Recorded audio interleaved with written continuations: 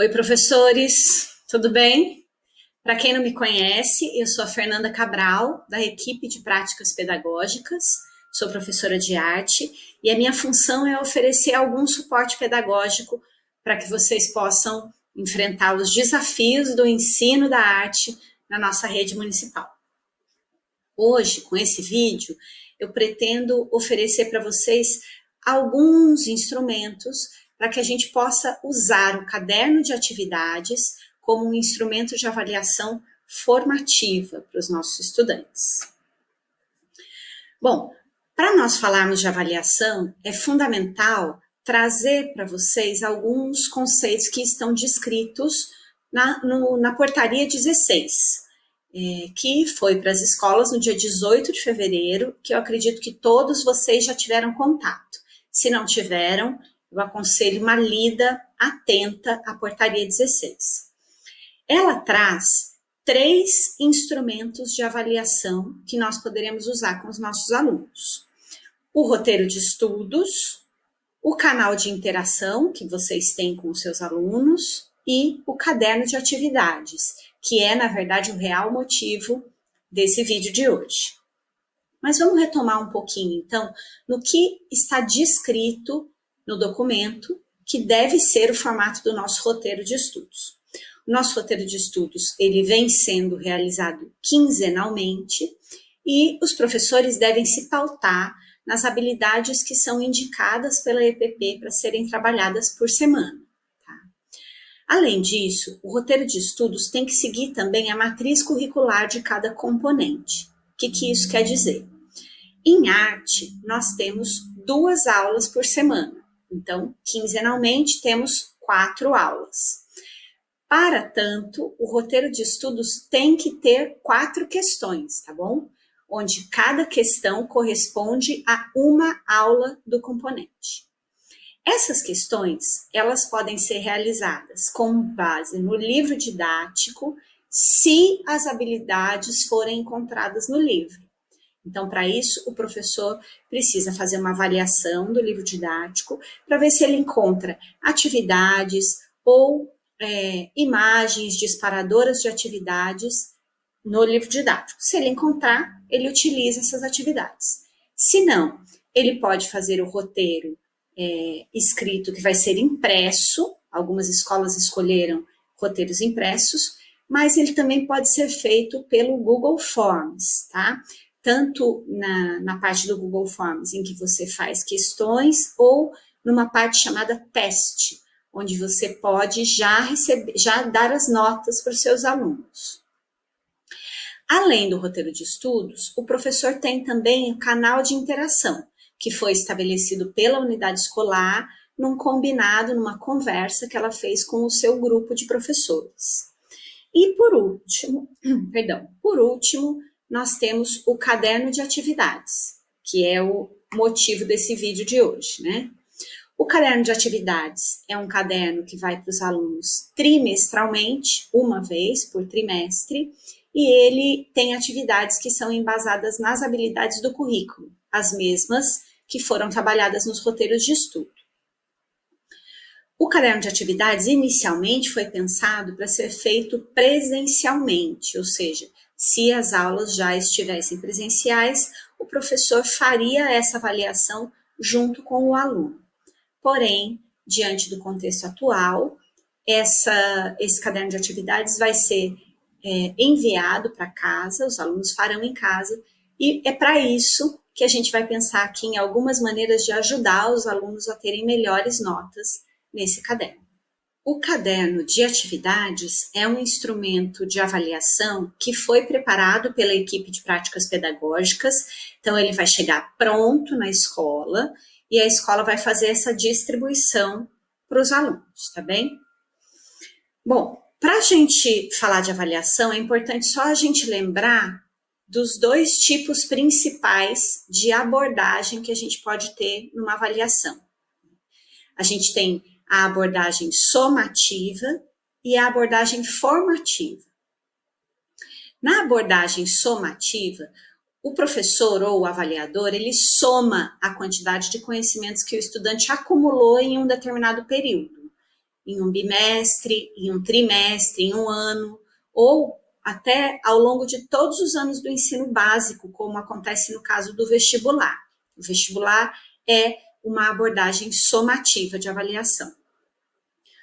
Os resultados dos estudantes, numa avaliação somativa, eles promovem a classificação do estudante e a sua aprovação ou desaprovação. E a avaliação somativa, ela se extingue na nota final. Uma vez que o estudante fez a prova, ele tem uma nota e ele é classificado. É o tipo de avaliação que tradicionalmente sempre foi usado. Em geral, nós passamos por avaliações somativas na escola de onde nós viemos, né? De algum tempo para cá, vem sendo discutida uma nova abordagem para as avaliações, que é a abordagem formativa. E qual é a ideia, então? Numa avaliação formativa, a pessoa que prepara a prova, ela planeja as questões de modo a coletar evidências de aprendizagem. Além disso, os resultados, eles promovem o ajuste do trabalho do professor.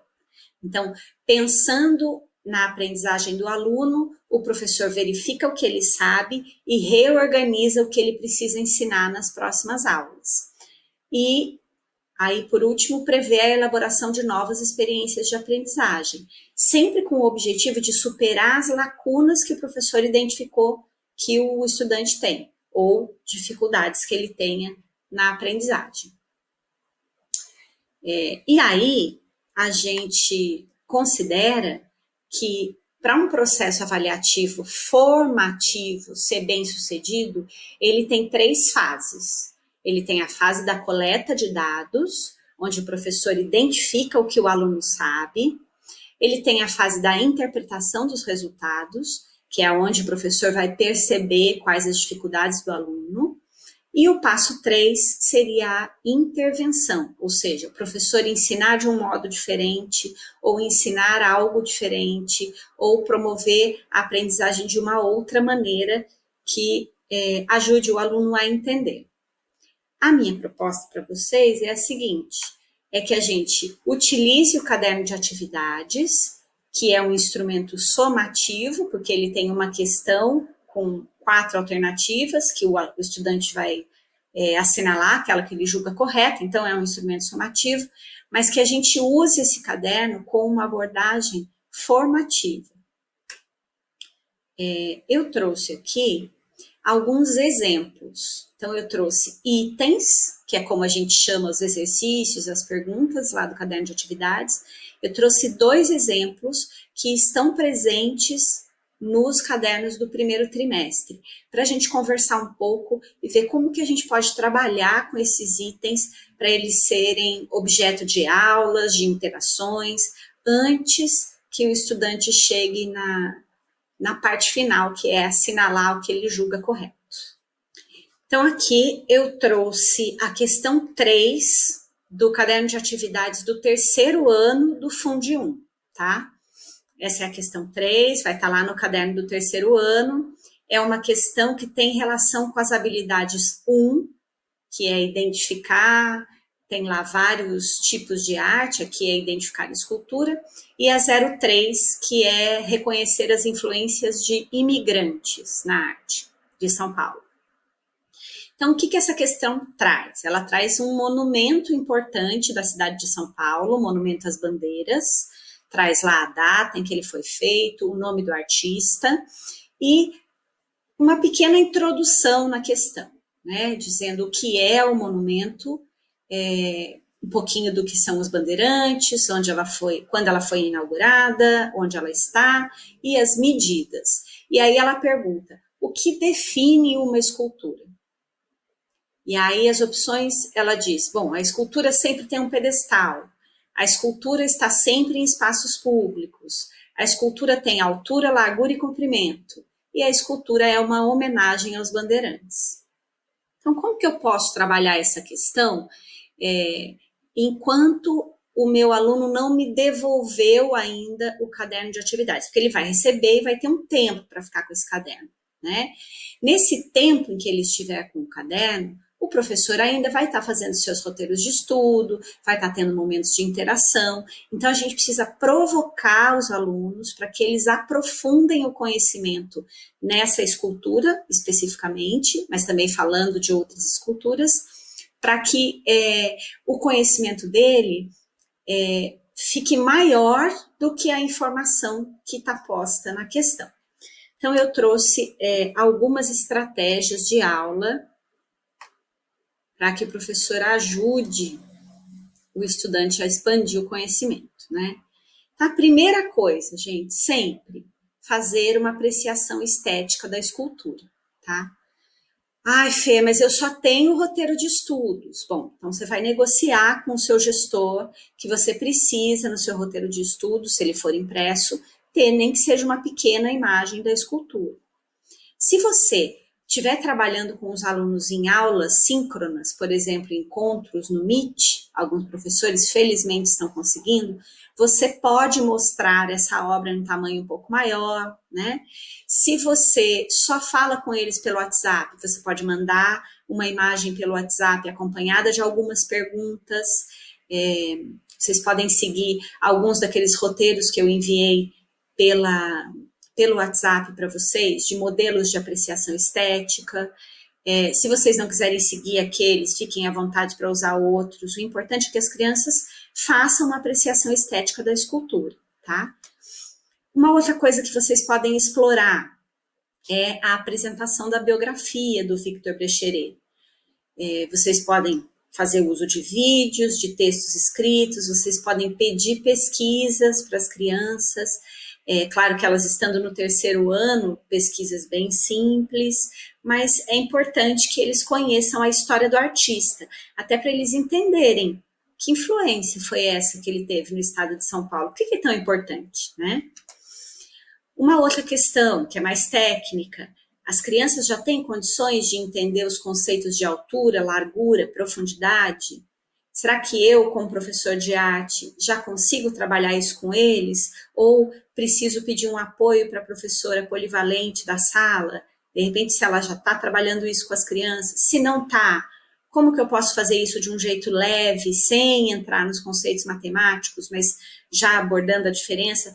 Essa diferença é fundamental, porque é ela que conceitua escultura, e é a resposta correta aqui da questão, né? Então, é fundamental esse trabalho.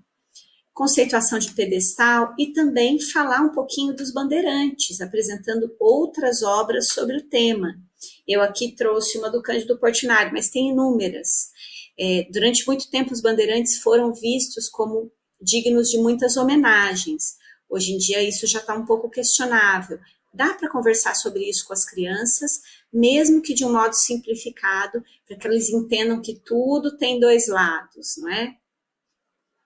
Bom, e aí, aqui eu tomei a liberdade de falar um pouco de possibilidades para a gente atender os estudantes sem acesso à internet. É claro que vocês têm muito mais ferramentas do que eu para pensar nessas maneiras, né? Vocês têm surpreendido com atividades incríveis, mas eu queria que vocês me desculpassem aqui, estou falando pensando tanto em professores muito experientes, que já têm muita ferramenta, que já correm muito atrás, estuda de montão, para também professores que estão chegando agora, né, imaginando que esse vídeo vai atender também colegas nossos que estão começando na nossa rede, ou que estão trabalhando pela primeira vez no modo remoto. Então, nivelem aí a minha fala, que eu estou sempre tentando encontrar um meio termo, tá? Tentando ajudar aqueles que estão com mais dificuldades. Então, como que a gente pode atender estudantes que não têm acesso à internet? Quando a criança não tem nenhum acesso, o nosso meio privilegiado de conversar com ela é o roteiro impresso. Então, as atividades que estão nesses roteiros, elas precisam ser muito variadas. A gente tem que variar ao máximo o formato dentro das possibilidades que a gente tem, tá? Pense no seguinte, o roteiro é a maneira que você tem para coletar os dados, é a maneira que você tem para saber se o seu estudante está aprendendo. E muitas vezes é a maneira que você tem para ensinar o seu estudante, né? Porque se ele não participa de nenhuma outra interação, você vai ter que detalhar o que você está querendo ensinar nesse roteiro. Então, para casos em que o estudante não participa de nenhuma outra interação, o roteiro impresso precisa ser bem contextualizado, precisa trazer detalhes que muitas vezes não cabem no roteiro. É um grande desafio. E nesse sentido, sempre que vocês tiverem dúvidas, eu peço que tanto me procurem, quanto troquem ideias entre vocês para encontrar melhores soluções, tá? Uma questão importante é prestar atenção ao formato que está sugerido lá na portaria 16. A portaria 16 diz que se são 4 aulas na quinzena, nós devemos utilizar 4 questões. Então, verifique a possibilidade de ter 2 páginas de roteiro na sua escola. Se você não tiver essa possibilidade, é claro, você vai trabalhar dentro do que você, em diálogo com o seu coordenador, chegarem a um consenso. O que não pode é você não conversar com o seu coordenador. Esse diálogo entre professor e equipe gestora é fundamental. É ele que vai determinar as melhores maneiras para vocês conseguirem trabalhar, tá? E aí, aqui um outro detalhe. Mesmo que vocês forem trabalhar no formato reduzido, evite atividade muito fácil, tá? Agora há pouco eu estava falando, né, de simplificar, mas assim, fuja da simplificação. Simplifique só quando não tiver outro jeito. Por quê? Porque a arte é complexidade. Ensinar a arte é ensinar que existem várias visões, é ensinar que existe diversidade, não só de visão, mas de expressão. Então, para ensinar a arte, não dá para fazer atividade muito simples, tá? E outra, provoca o seu estudante, vai no que a gente chama de teto alto, puxa para cima, porque aí ele vai se sentir provocado a pedir a sua ajuda, tá? Mais uma vez aqui eu coloquei, argumenta com os seus gestores sobre a importância de incluir imagens nos roteiros. Muitos professores estão conseguindo trabalhar com imagens, alguns colegas estão inclusive conseguindo que essas imagens sejam impressas coloridas, então a gente sabe que isso é difícil para a maioria das escolas, mas tem escolas fazendo, então é importante que vocês saibam que existe essa possibilidade, né? E contextualize bem a sua questão. Não mande só uma pergunta, né? A maior parte dos colegas já faz isso, escreve um texto explicando sobre o que trata a questão. Dê atenção a esse texto. Quanto mais elaborado ele for, mais chance do seu aluno se dar bem. E por último, use o WordWall. É um programa de criação de jogos fácil e que não consome muitos dados. Dá para enviar pelo WhatsApp e a criançada adora. Olha só, pessoal, aqui eu trouxe um outro exemplo, é um item da primeira série do ensino médio, está presente no caderno de atividades da primeira série, e esse item, ele trata de uma obra do Banksy, chamado Garota com Balão, tá? Eu vou colocar aqui junto com o pessoal que está olhando a obra aqui. A questão, ela vai trazer muitos detalhes que podem ser trabalhados a respeito do tema da habilidade do ensino médio aqui, que é relativa à relação entre o artista e o público, entre a obra e o público. O tema é a mediação cultural, tá? Então, em 2002, o artista Banksy pintou um mural, né, um grafite, Garota com Balão.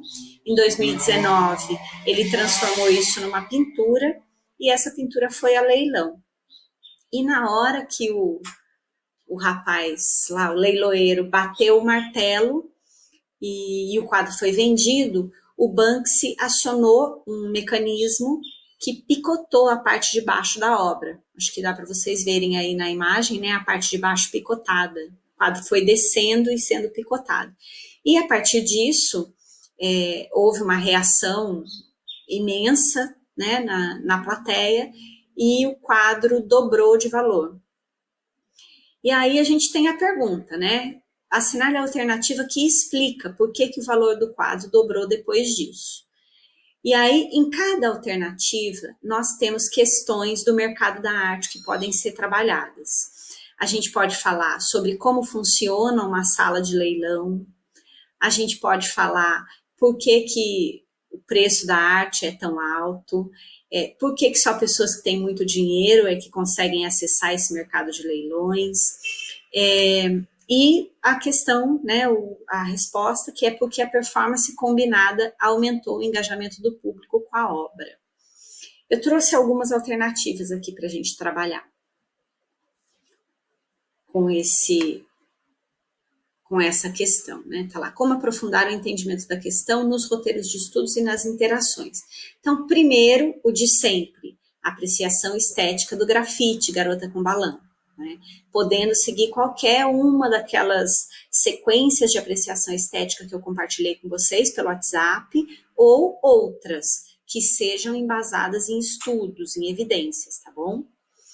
Uma segunda coisa, a gente pode apresentar vídeo, texto sobre a biografia do Banksy, que está vivo ainda, né? E, claro, fazendo sempre perguntas norteadoras, tá? Uma terceira possibilidade, fazer pesquisas orientadas por perguntas ou fazer leitura compartilhada de matérias jornalísticas sobre o leilão. Ai, Fernanda, mas eu só tenho o roteiro impresso. Eu posso mandar uma matéria jornalística com algumas perguntas para o meu aluno responder no roteiro, tá? Isso é perfeitamente possível. É claro que se ele participa da interação, se tem momento síncrono, a coisa funciona com muito mais profundidade. Uma outra opção, pedir que os alunos produzam um desenho ou um texto sobre como eles se sentiriam se eles estivessem no leilão ou se eles fossem os compradores da obra. Uma outra opção, pedir que eles criem uma charge sobre como eles imaginam que o Banksy bolou esse plano aí para picotar a obra na hora em que ela fosse aceita. Enfim, todas essas sugestões podem ser feitas remotamente, podem ser feitas pelo WhatsApp, em encontros síncronos, enfim. Quando vocês forem trabalhar com qualquer uma delas, se tiver qualquer dificuldade, troquem ideias com o coordenador de vocês, comigo, com outro colega, de modo que as atividades fiquem mais consistentes. Bem, e aí eu trouxe aqui alguns lembretes, coisas que eu acho que é importante a gente ter sempre em mente. Primeiro, quando eu for pedir uma pesquisa, sempre criar uma pergunta norteadora, ou seja, que direcione mais ou menos aonde eu quero que o estudante chegue. As pesquisas muito genéricas, elas são difíceis do estudante fazer. Quando a pesquisa é muito genérica, a chance dele copiar e colar é maior, e é mais difícil para você avaliar se o estudante fez o que você pediu. Uma outra coisa, com relação às correções. A gente tem muito hábito de fazer correção coletiva, né? Mas pensem bem antes de fazer uma correção coletiva, para que ela não contamine a sua coleta de dados. Ou seja, se você mandou um roteiro de estudos, espera primeiro os estudantes te mandarem as respostas, você tem essas respostas com você, você sabe se o estudante sabe ou não, e só depois disso você faz a correção coletiva.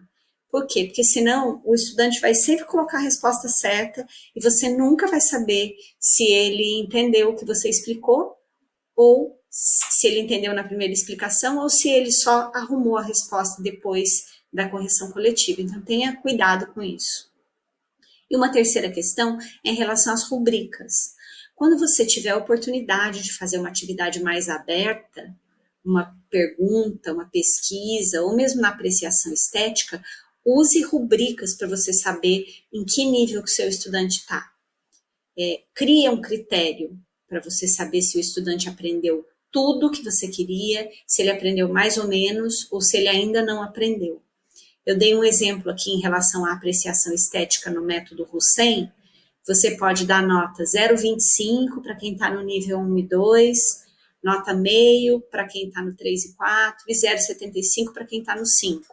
É um exemplo, tá? Dentre muitos que você pode usar.